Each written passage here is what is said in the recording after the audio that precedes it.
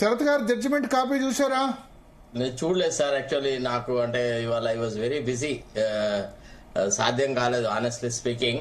ఏముంటుంది sir, lack of evidence అని అన్న తర్వాత ఇంకా దాంట్లో రాసేది ఏముంటుంది సార్? కొన్ని వందల జడ్జిమెంట్ పేపర్లలో టీవీలో ఇచ్చిన దాన్ని మనం ప్రామాణికంగా తీసుకోలేమన్నారు.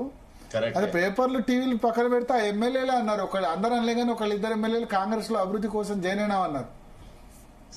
I tell you honestly, it's shame on democracy అండి. I mean to a party. Sir నా దగ్గర ఇది కాంగ్రెస్ పార్టీ విడుదల చేసిన దీన్ని న్యాయపత్ర అన్నారు సార్. పార్లమెంట్ ఎలక్షన్స్ అప్పుడు వాళ్ళు రిలీజ్ చేసినటువంటి మేనిఫెస్టో, ఇందులో టువర్డ్స్ డిఫెండింగ్ ది కాన్స్టిట్యూషన్ అనే దాంట్లో ఐటమ్ నెంబర్ 13 లో కాంగ్రెస్ పార్టీ దే ప్రామిస్డ్ ఏమని, ప్రజలకు ఏమని, we propose to amend the 10th schedule of the constitution and make defection leaving the original party on which the MLA or MP was elected, an automatical disqualification of the membership in the assembly or parliament.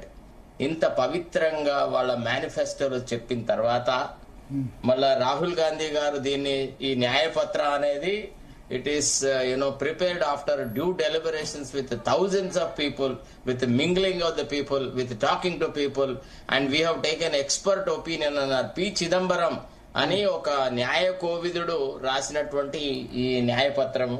తర్వాత మన రాష్ట్రంలో కూడా మీకు తెలుసు శ్రీధర్ బాబు గారు manifesto committee chairman గా ఉండే. తర్వాత మన రాష్ట్ర మేనిఫెస్టోలో ఏం పెట్టలేదు, మన దగ్గర ఏం పెట్టలేదు. అంటే ఒకటి ఏంటంటే వీళ్ళు ఏమన్నారు, ఆనాడు ఉన్నటువంటి బీఆర్ఎస్ పరిపాలన అరాచకత్వ పరిపాలన, తెలంగాణ ఏర్పడినటువంటి మూల ఉద్దేశాలను ధ్వంసం చేసినారు, భ్రష్టు పట్టించినారు.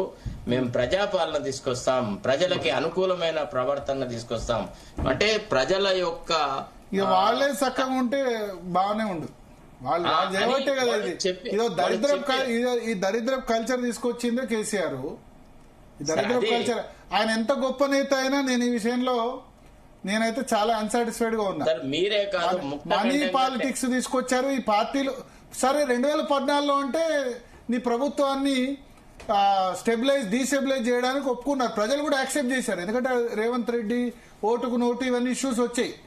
కానీ 2019లో ఏమైంది కేసీఆర్ గారు, మీకు 90 సీట్లు వచ్చిన తర్వాత కూడా మీరు ఇంకా ఆ 18 మందిని కూడా చేయాలనుకోవడం మీరు చేసిన చారిత్రక తప్పిదాల్లో ఒకటి.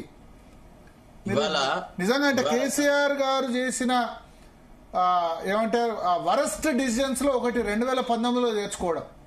2014లో చేర్చుకోవడానికి కూడా నేను సమర్థించగానే దానికి ఒక అవకాశం ఉంది. ఎందుకంటే చంద్రబాబు నాయుడు ఇక్కడ వచ్చి డీస్టెబిలైజ్ చేయడానికి ప్రయత్నిస్తున్నాడు అన్న ఉద్దేశంతో, కొంత ప్రభుత్వాన్ని అక్కడ ఊలగొడతారన్న ఉద్దేశంతో ఓకే. కానీ 2019లో 88 సీట్లు వచ్చాయి. ఒక ఇండిపెండెంట్ మీ దగ్గర గెలిచిన తర్వాత 90 మంది గెలిచిన తర్వాత కూడా మీరు ఇట్లా చేయడం అన్నది కేసీఆర్ చేసిన వన్ ఆఫ్ ది చారిత్రక తప్పిదాల్లో ఇదొకటి. అవలక్షణమైన వ్యవహారం దీన్ని. ఎందుకంటే వేరే వాళ్ళు ఇప్పుడు ప్రామాణికంగా తీసుకునేందుకు అవకాశం ఉంది.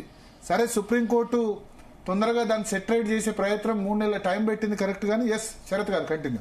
ఇప్పుడు విషయం ఏంటంటే సార్, యాక్చువల్లీ కేసీఆర్ పరిస్థితిని, కేసీఆర్ చేసిన నీచమైన రాజకీయాలను ఇష్టపడకనే కదా కేసీఆర్ ప్రభుత్వంలో ఉండే పొజిషన్ రిజైన్ చేసేసి బయటకు వచ్చి ప్రజాస్వామ్యాన్ని కొంత బలపరచాలా, ప్రతిపక్షాలకు మద్దతు ఇవ్వాలా. అసలు ఈ ప్రభుత్వం దుర్వినియోగమైంది, దుర్మార్గమైన ప్రభుత్వం, అవినీతికి పాల్పడ్డారు, కుటుంబ పాలన తీసుకొచ్చని ఇదంతా కాలుకు బల్పం కట్టుకొని తిరిగిన వాళ్ళం కదా సార్. ఏం ఆశించి ఆనాడు ప్రభుత్వం మార్పు కోసమని కృషి చేసినాం. మేమేదో చేతులు ముడుచుకొని పోయి కేసీఆర్ పార్టీలో చేరో, లేకపోతే ఎన్నికలప్పుడు ఓ పార్టీ, ఎన్నికల తర్వాత ఒక పార్టీ, ఇట్లాంటి రాజకీయాలు చేయలే కదా సార్. మొదటి నుంచి కూడా ఒక వ్యవస్థలో కొన్ని మూల సూత్రాలు అనే దానికి కట్టుబడినాం. తర్వాత రెండోది భరత్ గారు, I was a live witness to the 10th schedule